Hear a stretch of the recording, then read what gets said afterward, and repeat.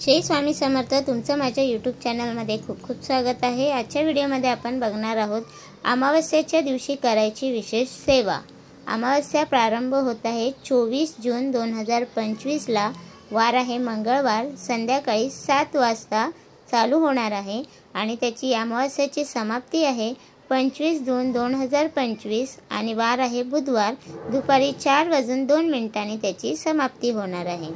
या दिवशी तुम्हाला काय करायचं आहे, घराचा जो उंबरठा असतो तो हळदीने सारवून घ्यायचा आहे।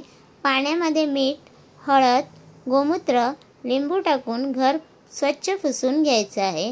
सर्व यंत्र, वाहने, घर स्वच्छ करून नारळाचा त्यावर 7 वेळा उतारा काढून फेकून द्यायचा आहे।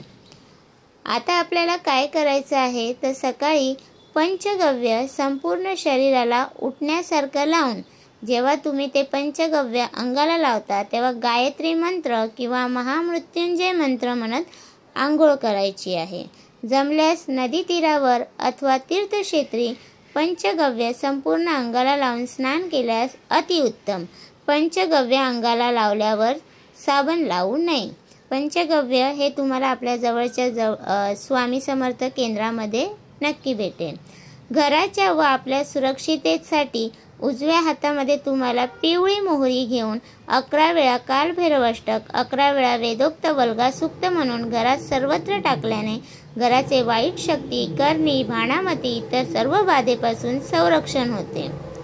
अमावस्येच्या दिवशी घराच्या आजूबाजूच्या सर्व देवी देवतांचा हार, नारळ, खडीसाखर ठेवून मान सन्मान करायचा आहे। अमावस्येच्या दिवशी घरातील आजारी व्यक्ती व कुटुंबातील सर्व व्यक्तींचा घराचा, दुकानाचा नारळ घेऊन त्यावर कोरड्या शेंदुराने त्रिशूळ काढून नारळाचा तुम्हाला उतारा काढायचा आहे। आपल्या घरातील, ऑफिसमधील, दुकानातील जाळे वगैरे काढून व्यवस्थित साफसफाई करून पाण्याच्या बादलीत थोडे जाडे मीठ, हळद, लिंबू, गोमूत्र, पंचगव्य किंवा तुम्हाला केंद्रामध्ये श्रीनिवासचे फ्लोर क्लीनर फिनेल पण चालेल, त्याने घर स्वच्छ पुसून घ्यायचं आहे। हळद, गोमूत्र एकत्र करून घराचा उंबरठा पुसायचा आहे, म्हणजे त्याचं लेपन करायचं आहे तुम्हाला। आपले वाहन स्वच्छ धुवून त्यावरून नारळाचा उतारा हा 7 वेळा श्री स्वामी समर्थ मंत्र म्हणून करायचा आहे। उतारा करताना वाहन हे जागेवर चालू ठेवायचे आहे व नारळ जमिनीवर फोडून हातपाय धुवून श्री स्वामी समर्थ महाराजांना मुजरा करायचा आहे। तसेच पांढऱ्या मोहऱ्यांवर वल्गा सूक्त 11 वेळा करून त्या पिवळ्या कपड्याच्या पिशवीत ठेवून पिवळ्या धाग्याने शिवून गाडीच्या इंजिनच्या आत तारेने अडकून ठेवायचे आहे व वाहनास केसारी बांधायची आहे। घर, दुकान, ऑफिस, कारखाना, वाहन यांना असोला नारळ किंवा गोरक्ष चिंच किंवा कोहळा बांधायचा आहे।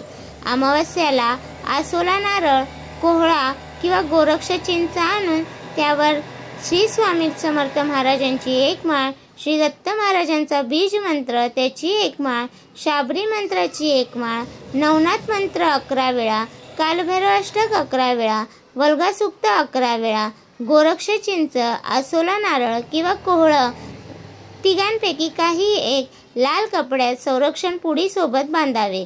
जर अगोदरच बांधले असेल तर ते वाहत्या पाण्यात किंवा कचरा कुंडीत सोडून द्यायचं आहे। असोला नारळ किंवा कोहळा टांगल्यानंतर कधी कधी खराब होतो किंवा त्यातून पाणी गळते, तेव्हा ते काढून कचऱ्यात टाकून द्यावे। त्या पुढील शनिवारी पुन्हा नवीन कोहळा किंवा असोला नारळ आणून लावावे व नेहमी सूर्यास्त झाल्यानंतरच हा उपाय करावा। हिरण्यदान, ज्यांचे वडील नाही आहेत त्यांनीच हिरण्यदान करावं। अमावस्येच्या दिवशी 12 ते 12:30 वाजताच्या दरम्यान जानवे जोड, 1.25 पावशेर पेढे, 11 रुपये दक्षिणा या 3 वस्तू ब्राह्मणास दान द्यायचे आहेत। प्रसादास पेढा म्हणून जर ब्राह्मणाने रिटर्न दिला तर तो खायचा नाही आहे। घरात शांतता राहण्यासाठी 1 नारळ पूर्ण सोलून देवाजवळ ठेवायचा आहे। शेंडी देवाकडे करायची आहे व रोज सकाळ संध्याकाळ त्यावर एकानंतर एक असे 7 कापूर सतत जाळायचे आहे। कापूर जळत असताना श्री स्वामी समर्थ मंत्र, गायत्री मंत्र याचा जप करायचा आहे। दर पौर्णिमा व अमावस्येला नारळ बदलून घ्यायचा आहे.